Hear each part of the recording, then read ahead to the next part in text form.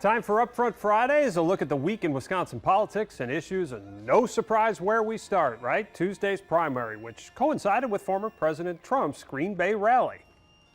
And we're joined now, as we always are on Fridays, by Matt Smith, the executive producer and co-host of UpFront, also the political director at WISN TV in Milwaukee and our former colleague.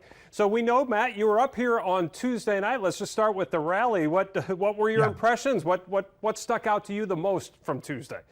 Well, let's first talk about the weather, right? We all remember what Tuesday was like. It was a little dicey. So a number of things stuck out to me. Listen, we got up there early in the morning. Before 10 o'clock, there were people standing in line. In the rain, in the wind. This shows you how energized some in the Republican base are for former President Donald Trump. They waited hours in line to be some of the first to see him at his first rally in Wisconsin of this cycle. So then they eventually get inside and wait for some more time, as all presidential and former presidential visits look like. The room was packed at the KI Convention Center off of the hotel in the convention center. So listen, it's the first true test of what the grassroots look like here in Wisconsin. And then you look to the primary results, and it tells a little bit of a different story. There are some warning signs there. But the base, those people who were there, were fired up on Tuesday night. Speaking of people who were there, it was a topic of conversation for you and I last week. You were very curious to see who would show up. So from the attendees, what stuck out to you? Because both Roger Roth and Andre Jacques were there. They're the ones that have declared so far for the 8th. Eric Hovde was there. So what stuck out to you about that?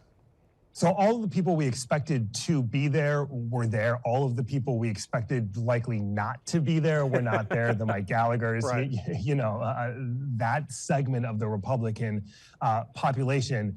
Republican U.S. Senate candidate Eric Hovde was there. He spoke. Right.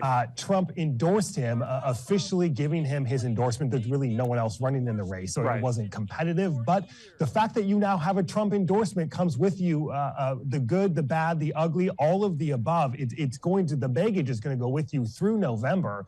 Hovde was at an event in Milwaukee just yesterday, so we were able to talk to him just briefly about the fact, well, listen, you have the Trump endorsement. Right. Trump continues to say things about the 2020 election. How do you feel about that? And he tried to paint some distance in the fact to say, listen, we need to move on. We need to focus on 2024. And that's now going to be his challenge between now and November as he's out on the campaign trail, as it is with a lot of Republicans when you talk about election issues.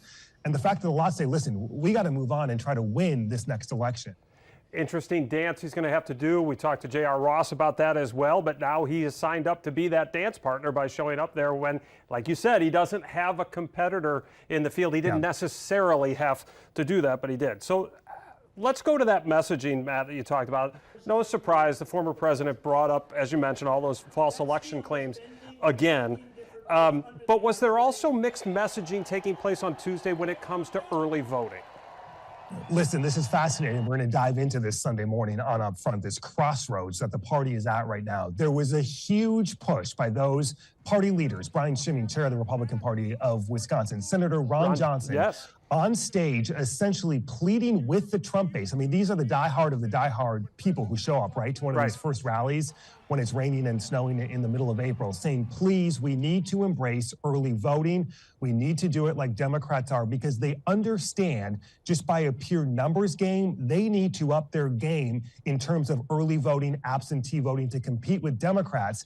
And you have this crossroads of Trump saying one thing at one point and then the establishment saying another thing. It's going to be curious to see how the base embraces this and Republicans as a whole looking toward November. Yeah, because it does not seem like the guy at the top of the ticket is embracing it at this point anyway. Marquette Law School came out with that national poll, polling national voters. The results yesterday, Joe Biden has flipped the numbers from February. He's now up 52-48. The two are tied. That's among likely voters. The two are tied among registered voters.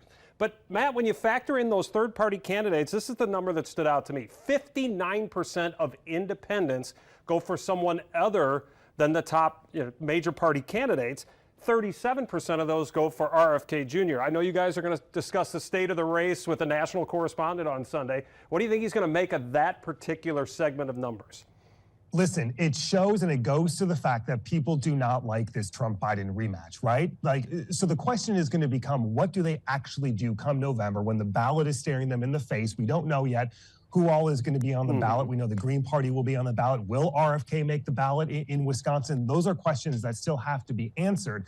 But it goes to this premise, and we saw this a little bit in Tuesday night's results, even though it doesn't matter. More than 120,000 Republicans voted for someone besides Donald Trump.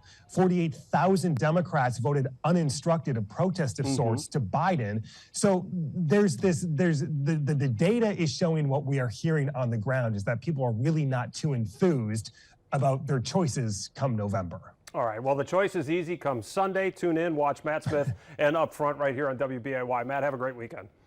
Good to see you, Chris. You too.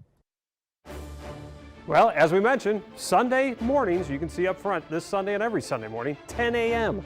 right here on WBAY TV.